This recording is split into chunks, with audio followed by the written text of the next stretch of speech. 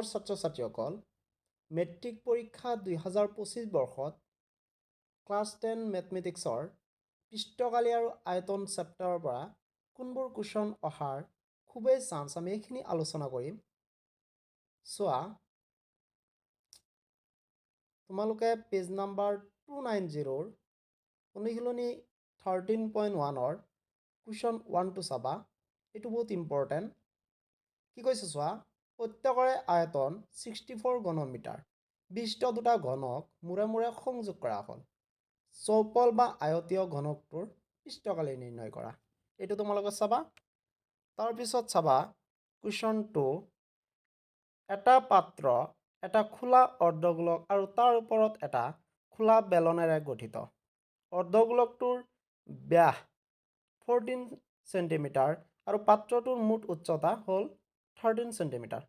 পাত্ৰটোৰ ভিতৰ পৃষ্ঠকালি নিৰ্ণয় কৰা। তাৰপিছত ইম্পৰ্টেণ্ট আছে কুৱেশ্যন 3, এইটো চাবা। ষ্টাৰ মাৰ্ক দিয়া মানে বহুত ইম্পৰ্টেণ্ট আছে এইটো। এটা পুতলা একে ব্যাসাৰ্ধযুক্ত এটা অৰ্ধগোলকৰ ওপৰত 3.5 চেণ্টিমিটাৰ ব্যাসাৰ্ধযুক্ত এটা শংকুৰে গঠিত। পুতলাটোৰ মুঠ উচ্চতা হ'ল 15.5 চেণ্টিমিটাৰ। পুতলাটোৰ মুঠ পৃষ্ঠকালি নিৰ্ণয় কৰা। তাৰপিছত ইম্পৰ্টেণ্ট কুৱেশ্যন আছে পেজ নাম্বাৰ 291। ইয়াৰে কুৱেশ্যন 8টো চাবা। এইটো বহুত ইম্পৰ্টেণ্ট।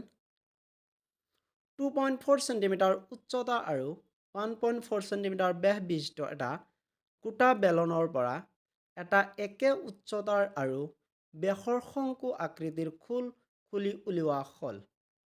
অৱশিষ্ট গোটা বস্তুটোৰ পৃষ্ঠকালি বৰ্গ চেণ্টিমিটাৰ শুদ্ধ মানত নিৰ্ণয় কৰা। এইটো ইম্পৰ্টেণ্ট আছে, এইটো চাবা।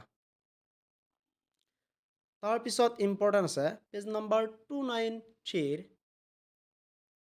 অনুশীলনী 13.2ৰ কুৱেশ্যন 1, এইটো চাবা।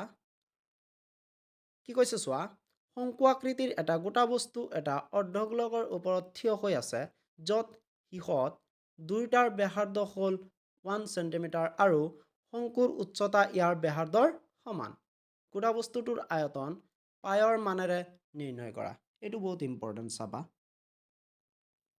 তাৰপিছত পেজ নাম্বাৰ 294ৰ কুৱেশ্যন 3 ইম্পৰ্টেণ্ট। এইটো কুৱেশ্যন দৰং ডিষ্ট্ৰিক্টত হৈ যোৱা প্ৰি বৰ্ড এক্সাম 2025ত এইটো কুৱেশ্যন আহিছিলে, গতিকে ফাইনেলত অহাৰ খুবেই চান্স আছে। এইটো তোমালোকে চাবা। কি কৈছে চোৱা, এটা গোলাপ জামুনত চেনিৰ ৰসৰ পৰিমাণ ইয়াৰ আয়তনৰ 30%, 5 চেণ্টিমিটাৰ দৈৰ্ঘ্য আৰু 2.8 চেণ্টিমিটাৰ ব্যাসৰ দুই মূৰে দুটা অৰ্ধগোলকযুক্ত এটা বেলন আকৃতিৰ 45টা গোলাপ জামুনত প্ৰায় কিমান ৰস থাকিব নিৰ্ণয় কৰা। এইটো কুৱেশ্যন চাবা। তাৰপিছত চাবা তোমালোকে কুৱেশ্যন 4, এইটো চোৱা, ইম্পৰ্টেণ্ট আছে। চৌপল আকৃতিৰ এটা কাঠৰ পেন ষ্টেণ্ড, কলম ৰাখিবলৈ 4টা শংকু আকৃতিৰ গাঁত আছে। চৌপলৰ জোখ হ'ল 15 centimetre into 10 centimetre into 3.5 centimetre. প্ৰতিটো গাঁতৰ ব্যাসাৰ্ধ 0.5 চেণ্টিমিটাৰ আৰু গভীৰতা 1.4 চেণ্টিমিটাৰ। সম্পূৰ্ণ ষ্টেণ্ডটোত কাঠৰ আয়তন নিৰ্ণয় কৰা। এইটো চাবা তোমালোকে।